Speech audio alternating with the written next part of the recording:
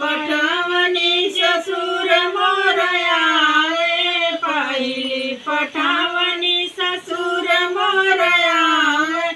बूढ़ ठेले मुँह के संगे निसले पुरु के संगे नाही जाबई गवाने लई चला हो बालमो, मोर डोलवा चढ़न के बाड़ साध गवाने लई चला हो बालमो। दूसरी पठावनी जेठ मोर आए, दूसरी पठावनी जेठ मोर आए। छुई हरऊ के संगे नहीं जाबई गवाने लई चला हो बालमो, मोर डोलवा चढ़न के बाड़ साध गवाने लई चला हो बालमो।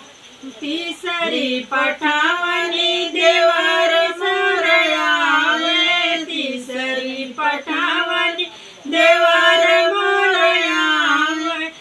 गल कटनु के संगे नाही जाबई गवान लई चला हो बालमो, गल कटनु के संगे नाही जाबई गवान लई चला हो बालमो।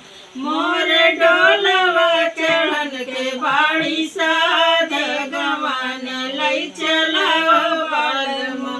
चौथी पठावनी बलम मोर आए, चौथी पठावनी बलम मोर आए।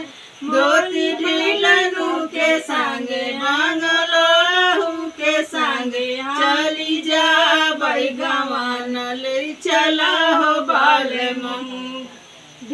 धोती ढीलनु के संगे जंगलहु के संगे चली जाबई गवान लई चला हो बालमो।